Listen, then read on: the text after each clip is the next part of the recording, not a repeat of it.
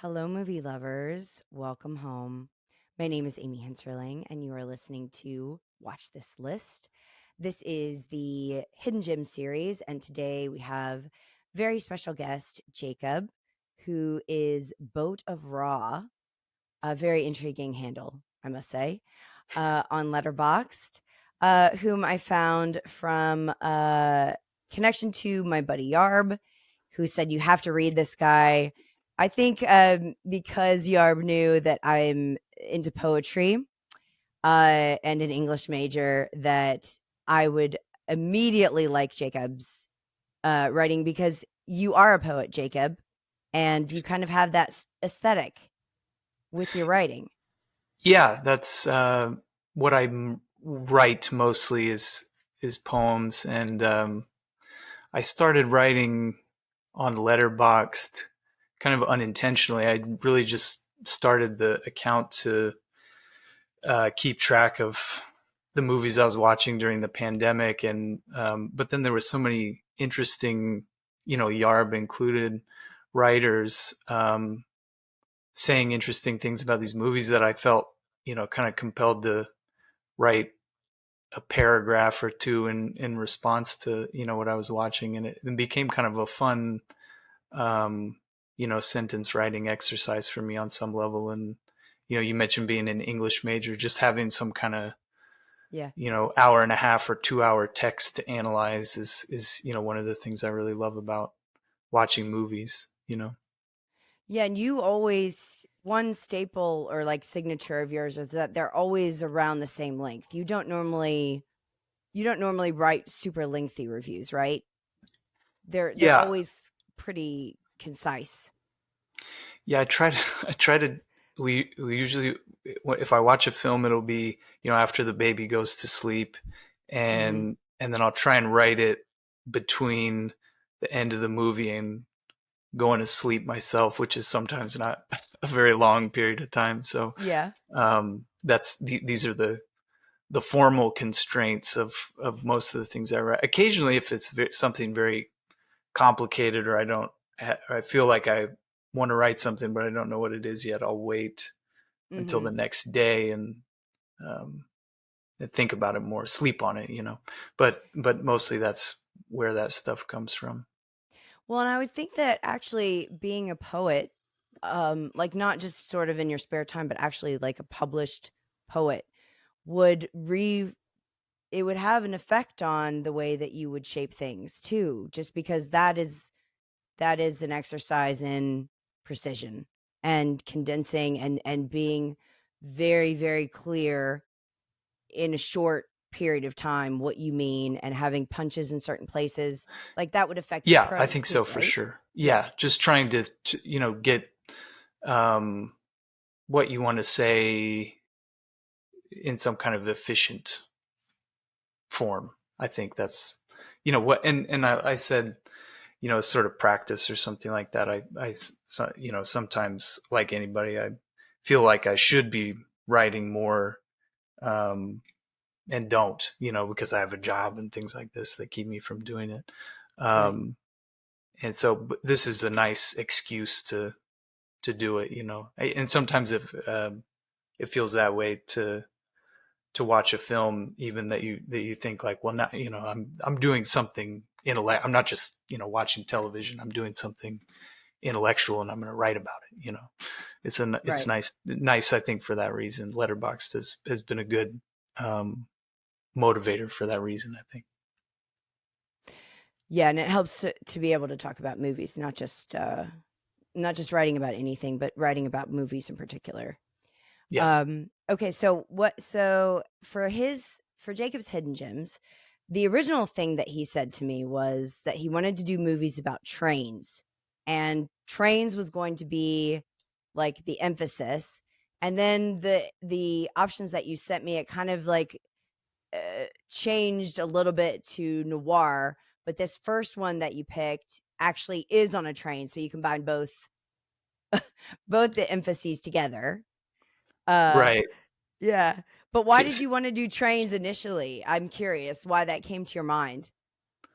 Uh, I like. I think the industry term for this is can pictures. So like movies that take place in one, uh, like a submarine movie or a train movie, movies that take place in one kind of form of conveyance.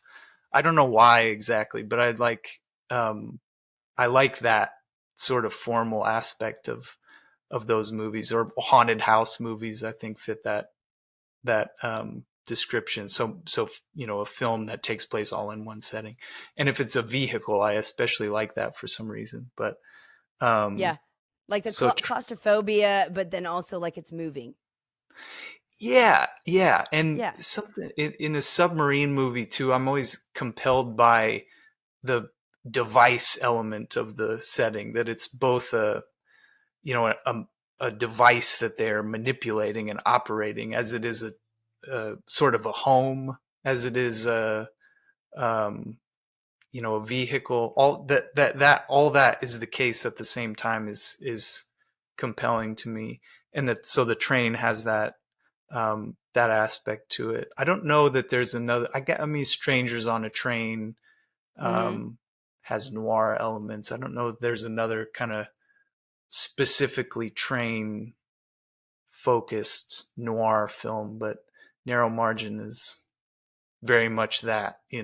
Yes. And it's probably the best one of the options. Like I feel like even if there is another train noir, I don't think it could beat The Narrow Margin. So this is the first one. It is The Narrow Margin from 1952, directed by Richard Fleischer. The whole thing takes place on a train. Um, how would you describe this movie to someone who hasn't seen it, Jacob? Noir that takes place on a train. Obviously, we got that. It. Got that part. I think what interests me about the movie, other than that, it's a great just sort of example of hard boiled dialogue. Marie Windsor, Charles McGraw, kind of um, teeing off on one another is a great sort of element of the film. 70 minutes, B picture, all those things are great about it. But I think it also, um, in terms of subtext, is a really interesting reflection of sort of identity. There's a lot of Mm, interesting staging in the film around the kind of space of the train, and these little kind of domestic rooms and spheres that they all move through and bump up against. There are all these scenes in which, um, Charles McGraw, who plays a cop who's escorting a who he thinks is a gangster's wife to go testify on mhm. a train from Chicago to Los Angeles, and um, there are hitmen on the train as well, trying to identify this woman. No one knows what she looks like. Is sort of uh, introduced at the beginning of the film, the cops included, until they go to this hotel room and pick her up, basically. Right. And so there's this conversation at the beginning between Charles McGraw and his partner about, what does she look like? What do you expect that she will look like? And there's this great phrase about a dish with poison under the gravy, something like that. That they have this sort of idea that of what of the kind of woman that marries a, A hood. a hood. Yeah, right. Yeah. What Um, kind of dame marries a hood, right? 10 right. cent dame or something like that. 50 Yeah. cent dame.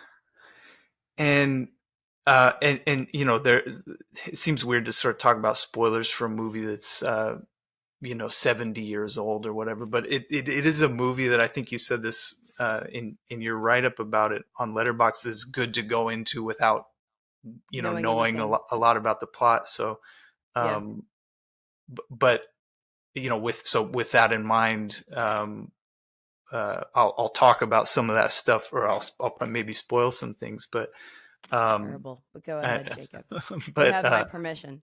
I feel okay. This is a different conversation maybe, but I sort of feel okay about spoiler. I'm not very Yes. concerned about spoilers in my own life, I In your guess. own life. I Yeah. think sometimes knowing what happens helps you appreciate something in a more, I don't know, you're analyzing it not just waiting to find out what happens as you watch through a first time or as you read through a first time. I get maybe that's just me, but Right. I don't mind Continue. having something spoiled. So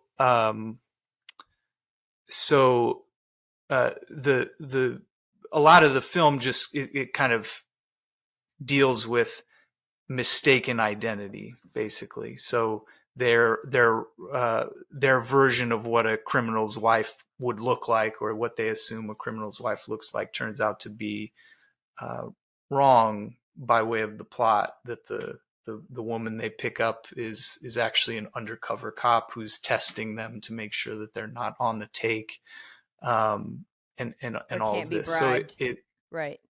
right, right. And and that theme kind of carries through the rest of the movie. He runs into what turns out to be a child's nanny that he assumes is the child's mother, and he runs into a woman that he sort of develops a flirtatious relationship with on the train, who turns out to be the gangster's wife.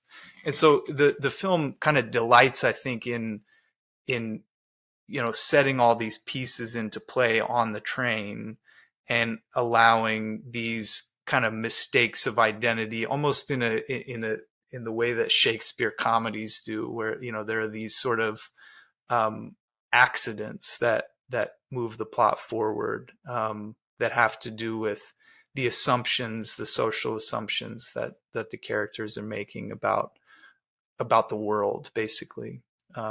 And so that's, I think, what makes what's otherwise just a great, a very entertaining, crime film. Um, what kind of elevates it to me into a sort of interesting commentary about identity, in that time and place, especially.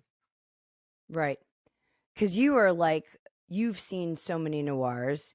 It's one of your favorite genres, right? If not yet, like that's something that you've seen quite a bit of. So for you to select these two, I feel like says a lot in the grand scheme of noir, not just these are two movies that you feel like everybody should have seen. Yeah. It's also that Um, you have a real good sense of the genre as a whole.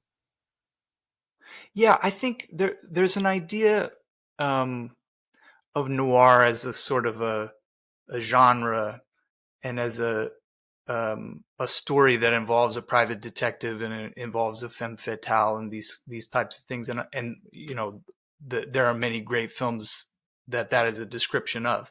Um, but I've always been sort of interested in it more as a kind of um, a stylistic and thematic, maybe more abstract concept that's tied to um, that time and place, and the idea of sort of um, identity and doubling. There are a lot of noirs that have the movie Hollow Triumph. Um, is a great example of this, where they're just sort of doubled characters. Often it's the women in the film, where there'll be two characters that kind of look Two-sided. alike. Uh, Oh, yeah. yeah. Yeah. Um, and uh,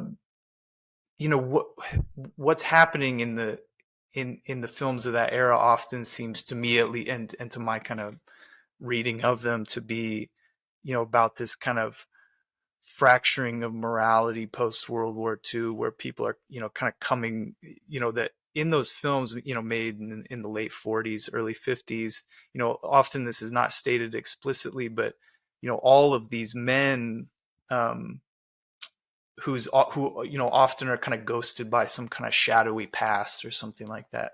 They would be veterans. They largely would have been soldiers in the last few years of their lives, and so the kind of trauma of that, and the way that they've been sort of changed and shaped by that, and come back into this world that now looks very different. Visually, those films, I think, are kind of representing that a lot of the time, that we're seeing, So how did these, you find the narrow um, margin? yeah, no, I got a graduate degree from the University of Georgia, that was in about poetry, but there was a modernist scholar at that school who um, which was just obsessed with noir, and taught this class in which we kind of read a lot of the novels of that era, and watched a lot of these films. And this was not part of the class syllabus, but he gave us a long. This was like, I think, the only syllabus that I ever thought, I need to save this. I'm not. I will not recycle this at the end of the semester. And I have it in a drawer here somewhere. It was, and this movie was on there, I think. And I remember watching it when I was still in the class and just thinking it was great, you know. And often I was motivated by, this was a kind of a great homework. You're supposed to watch a movie before the next class or whatever. And um, I think, largely motivated by how short it was at the time, that this would be an easy one to kind of get through. But then um, it was so interesting and entertaining that it stood out to me. I think in uh, some stiff competition, I saw a lot of great films for the first time that year. Out of the Past, maybe being the best, and um, Kiss of Death, and um, Kiss Me Deadly. All these great titles. I But was that about was to that was what say the titles are so enticing. It's like Giallo, where they're kind of these like very fun paperback novel titles that are like just sound like you're gonna have a good time just by the way that they're structured. right, and sometimes it even doesn't really have anything to do with the film itself. I know. But that's sort of, the narrow margin in this movie. I was trying to think about what is the margin exactly, and maybe there is sort of an abstract idea that I am kind of interested in, where it's like, well, there's not that much difference between a cop and a criminal. Maybe there's not that much difference between um, a, a a mother and the wife of a gangster. That these things are blurred in the world of the film. Hmm. But I don't know. It also seems like that might just be kind of a reference to timetables on trains or something like that. I'm not. I'm not. It could be both, I think. Yeah. No, it's a great title, and I feel like this is one that not a lot of people have heard of and is definitely not on their radar. So definitely deserves a watch. I loved the lead. I wish that he was actually in a ton of movies, but not really as like the main guy usually. He's like in the background somewhere. Yeah, he's But usually some kind of heavy, working for the criminal in the film, mhm, or a kind of backup cop or something like that. Yeah, he's right. great. And the movie was, I wrote down some things that, I kind of looked, I didn't know that much about the background of the film, but it was shot in 13 days for Wow. $250,000. And it was an RKO film. So Howard Hughes was studio head at that time. And so, and watched the film and loved it apparently, and then did what he did to a lot of movies at that time, produced like 13 pages of rewrites that he wanted, including, he asked Richard Fleischer if it would be possible to reshoot all of Charles McGraw and Marie Windsor's scenes with Robert Mitchum and Jane Russell. And these just kind of insane questions. And the movie was made in 1950 but didn't come out until 1952 because of all this craziness. And so it's kind of a miracle that the movie was allowed to stay the way that it is, because Hughes was sort of famous for mangling these films after they were made, and he also wanted, the end of the film, which is this really great, sort of complicated shot of uh, Charles McGraw is looking out the window, and his face is reflected back in the window into the window of the next car, which is reflecting the car in his train that he's trying to shoot somebody in. It's a very, very sort of rich image.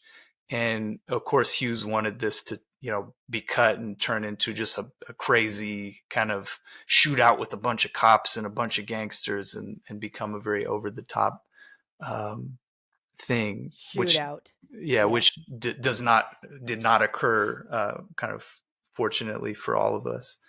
Um, but it's yeah, one of those, it is a B movie. It's short and meant to be, kind of paired with something else, probably on a bill. Um, but I think it's, really one of the great movies that fits that description. I do too. Everyone see it. The Narrow Margin by Was Richard Fleischer. Oh yeah, and remade it was also remade. with Yeah, with Gene Gene Hackman. Hackman, I think. I Yeah. haven't seen it, but I'm sure, I'm sure, uh, you know, sure it's worth seeing on some level. If it's some kind of restaging of the plot, it's a great plot, for that kind of thing. So Yeah, my buddy Kurt is the person that sort of made me aware of this because he logged the Narrow Margin remake and gave it 5 stars and loved it. And I never heard of it. And then he was like, "Oh, he actually hadn't seen the original. He had just seen the remake." So we got to both watch the remake now and then compare. I don't know how it could be better, but it could be probably just different, yeah, absolutely. just And appreciated differently. I got to see a train movie. If it's a train movie, I got to see it. I know. I know. It's the preoccupation. So, okay. So, Narrow Margin, the second movie that you picked is actually in your top 4 faves, which is why I really, really wanted to see it. I'm so glad I did because it was excellent. Raw Deal is the name of it, 1948, directed by Anthony Mann. The poster is awesome, as a lot of these are, but especially Raw Deal. This one I just loved. Um, it's just got so much going for it. The screenplay is fantastic. Set this up for us. Tell us how it opens, because the opening is just a great setup, especially. Yeah, it's a starts with Claire Trevor, who is like one of the all time great kind of golden age actresses. She's in all a bunch of film noir, but um, she she has this great voiceover in the movie that is Yes. backed by this um, theremin soundtrack or theremin score. And I didn't write down the name of um, the the person who wrote that score, but it's really striking and unusual for a film like this. It sounds sort of like it might come from a horror film, but not quite. It's totally sort of in my mind at least, Eerie. yeah, and really sort of unlike anything else that I've heard. And she is arriving at a prison, and she is meeting with a prisoner there who she says tells us she's going to bust out later that night, and he is um, this sort of ambiguous figure, Joe, played by Dennis O'Keefe, who is meeting with another woman, and this sort of complicated love triangle, um, you know, develops through the rest of the film. Um, but that this escape from prison um, is how the film opens, and that's always interesting. To the other sort of trope in movies that I love is just prison films, and especially Like when brute they force. love brute force, Yeah. and the sort of you know incarceration psychology is just interesting to me, I think, which was maybe we watched the trial this week as well. It was maybe the most interesting thing to me about that movie, which is otherwise very, odd and ambiguous, but that there's this sort of suggestion that the real prison is outside in Raw Deal, I think. And so we don't see the escape take place. We just sort of see him, kind of running out of the prison, and Trevor, picks him up at that point. I think her character's name is, I wrote it down here, it's Pat, I think, right?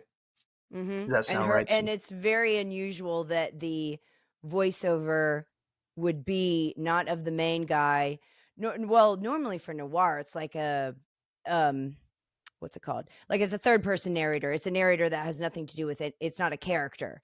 So for it to be her, Right. and then Yeah, it there's for sometimes for that it to kind of be her police particular character procedural is very compelling. Yeah, narrator voice that carries through some of those films. But yeah, it's not, if I was going to compare it to something, I would maybe compare it to the Linda Mance voiceover in Days of Heaven or something like that, where she's not, the voiceover sort of suggests that she's the point of view character, the main character in the film, but she's really not. Often there are scenes in which she's not present for, but it just adds this whole other um, kind of perspective and element into the movie, and does very much center her experience, especially at the end of the movie where she kind of um, where it really ends up being about her. I think the movie exactly. does. I do Um, too. Even though it sort of does these throughout the story, does these strange kind of um, makes these strange kind of moves. There's this jumping forward a little bit, but there's this, they're hiding in the woods at one point. So basically the movie is they escape and then are on the run for the rest of the film, and trying to get back to the gangster who he took the fall for originally, who's going to pay him this sum of money, played by Raymond Burr, who's this kind of Towering. pyromaniac. Yeah, he looks Yes. like often is kind of framed like a refrigerator. He's just he comes off looking He's so enormous. big. Yeah, Right.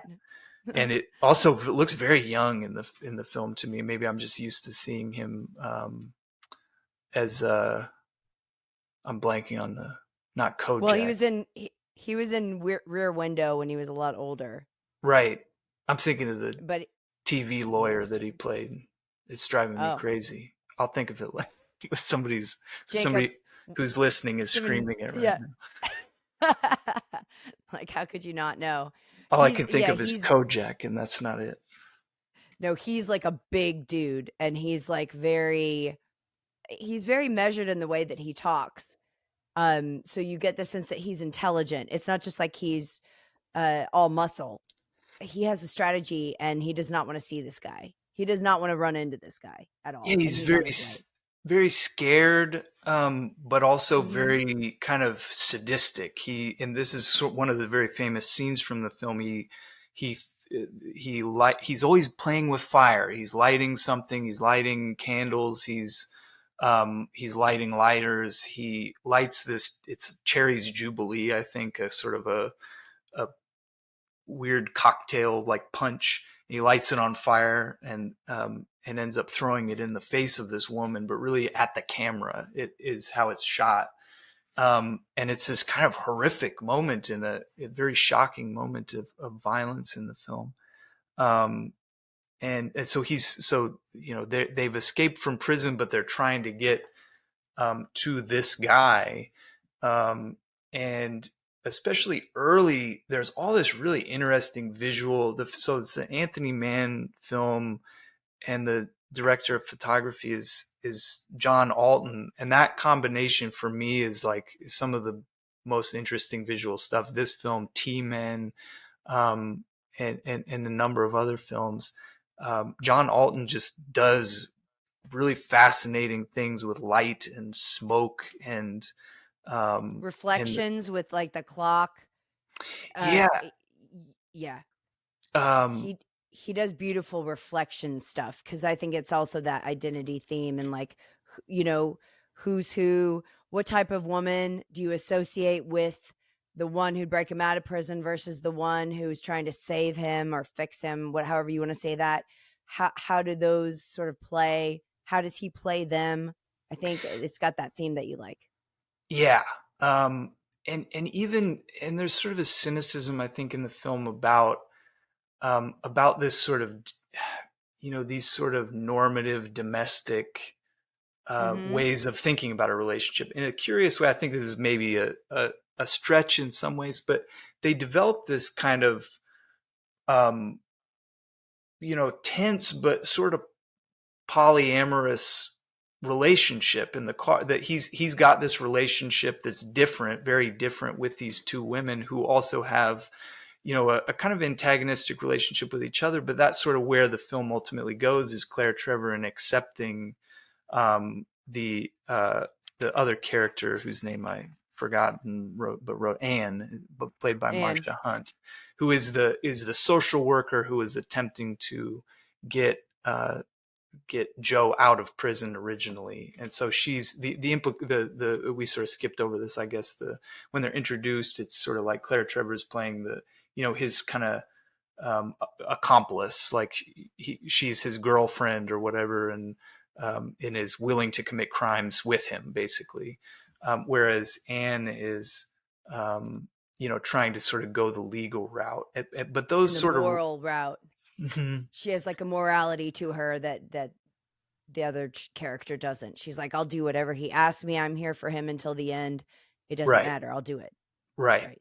Right. And she ultimately, we see change her mind, that she shoots somebody. She ends up kind of covering for him at times, and she'll sort of critique the choices that he's making, um, while she herself is kind of getting gradually wrapped into it. So it's an interesting Mm. kind of gender reversal of the way that film noir sometimes will stage a femme fatale, where a spider woman is got her snares in some guy and is dragging him to the dark side. This isn't doing that really at all. It's that he is um sort of dragging her over to this kind of criminal thing. um and there's a lot of, anytime they're indoors in the film, it's always very dark. And there's always these kind of spectacular lights coming from outside. Mm. And there's often this sort of, which seems to me, it kind of accumulates into this visual motif, where there's this sort of suggestion that something in these maybe normative relationships, or this push and pull that's going on, um, is itself wrong, and that the um, they're trying to break free of that, or break out of that, right? And so they're through the movie, they're always on the move. They're trying to get um, to this lunatic, and it ends in kind of spectacular, violent form that maybe I won't spoil, but Thank you, Jacob. yeah, I'll try resist. Resist the urge. No, I was gonna say also that it's not just that the main character is sort of bringing her into the darkness or the criminal world. It's also that she's trying to bring him into the light, and then in her trying to do that, I think he realizes, like, you need to go, like, get out of here. Like, I know that you like me now. I know that you're like willing to be part of this world, but like, I know that you're good, and I know, like, I want to protect that. Like, he comes around to thinking like that's a precious thing as opposed to something that he wants to corrupt, which I think is very interesting because it says so much about him as a character. Yes, yeah, that's really well said. And there's that great scene where she has committed this crime. She shoots a guy to sort of protect Joe, and then he kicks her out of the car. You remember this? And she and Yes. Claire Trevor dramatically, they're on this great. It's sort of unusual for a noir film, which we kind of associate with urban spaces, I think. But they're all these, they're on by the ocean, and Like out at a west, cliff. yeah. Mhm. And so they trade places. That he kicks her out of the car and tells her that she needs to leave, and Claire Trevor, with that great voiceover and the theremin going, kind of gets back into his car. So it's sort of as if at that moment in the film she's kind of won the competition for his affection, it seems, but that's not really what has occurred. That would be sort of the wrong way to think about it, even though it's kind of to Trevor's character what has happened. Um, but it's really sort of exactly what you said, that he's sees that there is something good that needs to be kind of protected or maintained. Um, Yes, and he doesn't want her to be different for him. right, That's right, it's and almost also this sense that, like, what he deserves is the other woman. Like he should be with someone who is already that way. So Yeah. it just creates a very interesting dynamic, especially what happens after that. Because I thought she was going to be gone. I thought that was it. Right. So they do a really good job of storytelling too, to sort of keep you on your toes, because you don't know if this guy's going to make it. But the guy, Raymond's character, owes him money, and he's like, "I'm going to go get this. I don't care. What happens to me. This is what I'm owed."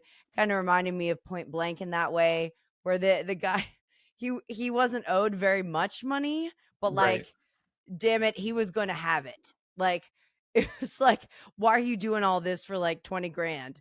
Right. And that people are telling him that throughout the whole movie, and he's like, because it's what I'm owed. Yeah. Yeah.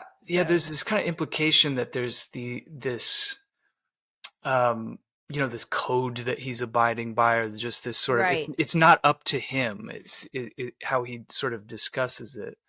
Um, Mm, and, and that's why it sort of they almost kind of get away, almost escape. He sort of keeps talking through the film about how he just wants one breath. He just wants to be able to breathe free, and mm-hmm. it seems within his ability to do that. They're going to get on the ship and go to Panama, I think. And he describes, they decide to get married, and he starts describing kind of in sort of inarticulate form. Well, maybe we'll get a house, and there'll be a kid playing in the yard, and this.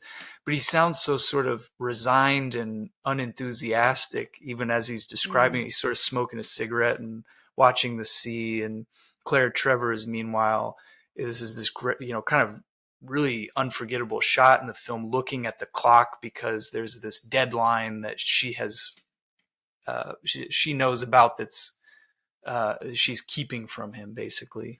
And withholding. yeah, Yeah. and he's describing these things, and she's fixated on that. um and it sort of is another one of these, you know choices that he doesn't seem to really want to make, but that is just kind of structured out for him. Well, I guess we're supposed to get married and have kids. This, again, going back to that kind of noir theme in these films about just sort of, um, morally ambiguous attitudes about what were once kind of straightforward things. So now we're sort of not quite sure how we feel about what we were, um, maybe happy to have before the war. I don't know if that makes sense, but just this sort of idea that Mm-hmm. maybe the American dream isn't all it's cracked up to be, is I think something that the film is interested in. It's always, And it's very interesting. Oh, go ahead. Go ahead. when he gets out of prison, it's just as if the regular world is a prison. That he goes into all these domestic spaces, and even camps at one point, and it's as if that type of jail follows him thematically everywhere. That marriage is another type of prison, maybe. Um, what were you going to say? Well, I really like how you put that, and I think that he sort of it sort of ends by him sort of doing the ultimate ending, right, where he is free in a sense from anything ever entrapping him again. But I also really like that scene in particular when she's looking at the clock. You see someone who actually really loves him, Yeah. like, and she's trying. It's basically sacrificial love at that point. It's not what she wants, but she says this great line where she is narrating, and she says that the song was his, but or the lyrics were his and the song was Anne's. So she knew that she wasn't the song, his song, basically. Right. And I thought that was so interesting to put in this context. Right. And that is thematically, that kind of goes back to the narrow margin. This idea that they're he has this idea that they're meant to be together because they're both criminals, or they're both bad, whatever that means. That they both Uh-huh. don't fit into this kind of normative world, but that's not true. She can see in that moment that that's the wrong way to think about a Mm. relationship, basically. and it is sort of suggested throughout the movie that, he Claire Trevor's character really loves Joe, but Joe Yes. really loves Anne. It seems, it's sort of classic love triangle in that sense. Um, Even though he feels that he should be with Pat instead, Right. because of that, because that's what the world maybe expects of a criminal, that he's with another criminal, basically. And I think there's a certain degree of like that we are drawn to the type of person that would make us become better, but we feel like we deserve the person that is where we are. So it's like you want someone that would lift you up, but then you feel like, well, but I should be with someone who's just like me. If I'm a liar, I should be with a liar.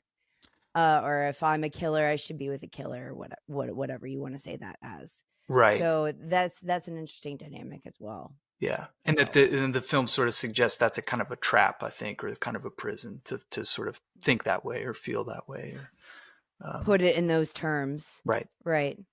Yeah, Raw Deal is fantastic and such a good title. Yeah, Raw Deal. right. There's also a Yeah.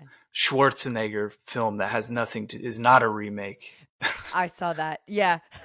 and is That's like 1990, I think, or something. Yeah, and it is not this, no, guys. and it's The okay. Hackman remake is, but oh yeah. Jacob, I can't imagine. Do you like those types of movies? I have Maybe you every, do. I have every, I'm not every, this is an overstatement, but I almost have every Arnold Schwarzenegger film on VHS that can be had on VHS tape. I'm missing a I few. was I was totally off there. What is your favorite?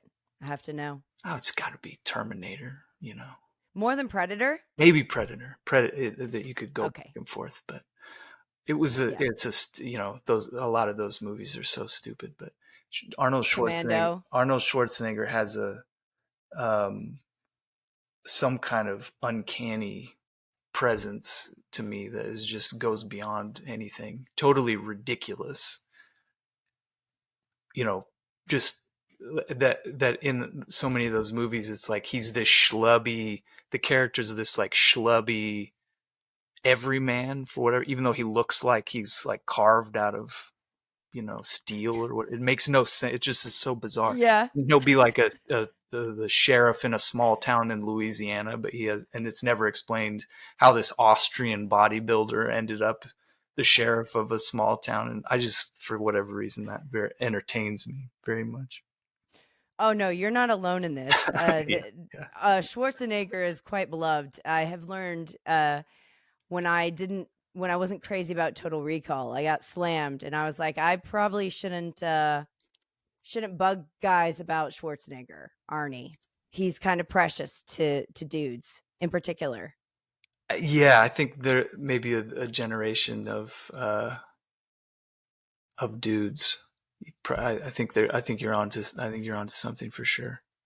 Yeah, But he's so that's funny. great. I think that's what I think, to me, what's entertaining or what makes him more interesting is that he's funniest, I think, when he's really just sincerely trying to act, and that there's something very amusing about that. There's like Whereas, a silliness. There's not to Terminator though, I would say, right, right. but like Predator or Commando or even Total Recall, I feel like there's a silliness in those films that Yeah, you take him seriously, he takes himself seriously, and that makes it even funnier. yeah, yeah, absolutely. Yeah. Yeah. Okay, so the hidden gem that I chose from the best film you've never seen book is a movie called The Trial, made in 1962, directed by Orson Welles. This is one that so in this book, every director chooses a film. The director who chose this one was Frank Oz, oddly enough, because I think Orson Welles was in the Muppet movie. Oh, That's not like why he did it, but he loved Wells. Apparently, I read this morning, but he chose this movie because he said that the way in which it's executed is just brilliant and phenomenal and makes you feel the exact intended way that the character Joseph K feels.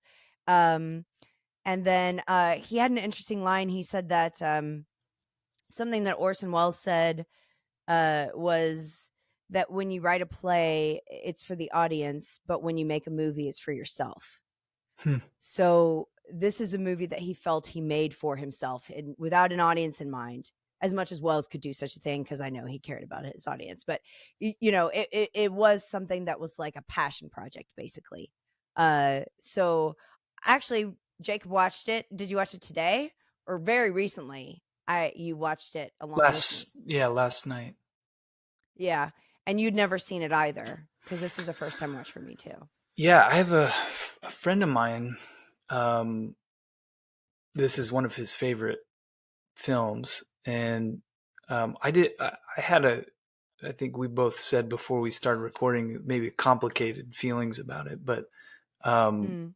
I think I, I I certainly felt um, this kind of irritated sense throughout a lot of the film. It has a very sort of shrill sonic quality to it in the Mm. dialogue. There's this sort of tense. The movie opens on Anthony Perkins, who plays Joseph K. This like uh, office drone, basically being awakened Yes. by this investigator and questioned, and you sort of and it really doesn't. That's actually, I just realized that's not how the movie opens. It starts with this weird sort of parable with the animation. With the door and Yeah, the waiting at the door. right. Yeah, and the angel at the gates, and then they never open the door. Right. Right. But then You're right. the movie proper kind of opens on him being awakened by this investigator and being asked all these insane questions, and it seems and he has very reasonable answers, but the questions just sort of continue being suspicious. And you do just kind of immediately, you're kind of like yourself sort of irritated with him, And stressed out. It's stressed. stressful. Yeah. Mhm. Um, and so it's very unpleasant to watch. I think is that how you sort of experienced it? Yeah, and it also feels claustrophobic again, like all these movies we're talking about. It's almost like an Alice in Wonderland vibe where like the ceilings are really low. Like you Yeah, feel like people are too big. They're either too big for their spaces or too small for their spaces. Like Alice in that room when she eats it and she gets too big. yeah, Yeah, it's like you and then yeah, it's this bizarre where they're speaking English obviously, but there's a cadence to it that feels very strange. It's off yeah. And the whole time. in part that's I sort of changed how I felt about it as I was watching. I think that there were times in which Mm. it seemed like I'll maybe cop to something heretical, where there are a lot of Italian films from the 1960s that I have trouble getting into because the sound is so bad that it's there's the recordings of the dialogue are so, it sounds like it's recorded in a backpack or something, and I just sort of, that keeps me out of it. And this sort of has that element of it, but it almost started to seem as it went, kind of dislocating in an intentional way that that was sort of effective, I think, where even the faces of the people don't quite match the things coming out of their mouth in a The dubbing, it looks dubbed kind of like yeah, those Italian films. Mhm. right. And yeah, I mean, so in the ways that you're kind of describing, it is very effective. There are all these just incredible locations and Oh my gosh. settings, these sort of Yeah. Soviet um, industrial spaces, or places with just lots of refuse around. There's this incredible, you know, the bed that Orson Welles' character is kind of reclined in throughout part of the film is this bizarre. It almost looks like it came from the throne of a Chinese emperor or something like that. But it's just this weird piece of furniture in a sort of a office uh, waiting room. Is how it look. Is how it sort of comes off. These very impossible, almost surreal, and sort of beautiful, but frightening places, um, which is what I liked most about the movie. I think there's the architecture and the Exactly. places that were shown. Um, Even though it did make you, it was sort of, you know, begging me to turn it off or walk away at times. I did find myself kind of like, I went out and made some coffee at one point, and I was like, I think I'm not even going to pause it. I'm just going to let it Just keep because you were going. so I just need disoriented. to get back, Yeah. kind of back off from it for a while. Um, Yeah, a lot of it was like in an abandoned train station. mhm. So, I mean, Wells has just such like a tragic uh, trajectory in terms of just how much he wanted to do and how constrained he was, and everything just seemed to go wrong for this guy. But that adds to sort of the mythical quality, the mythos of Wells, that he had so much difficulty and wasn't given anything free and anything sort of easy. But another quote that Frank Oz said that he said was that he was always seeking maximum discomfort. So there's this sense that he enjoys trying to do something that's way outside of his constraints and limitations, and is actually inspired by that to a certain extent. And then he makes this majestic film that's just so otherworldly and engulfing that you can just get lost in. And it just is, I don't know. I don't think anyone else could have done it. Yeah, yeah, and I mean this is maybe one of those cases where the more we discuss it, the more kind of interested I am in it. You know, where it's unpleasant to watch, but you know, these things that you're saying, I'm like, oh yeah, I like that. You know, that's interesting.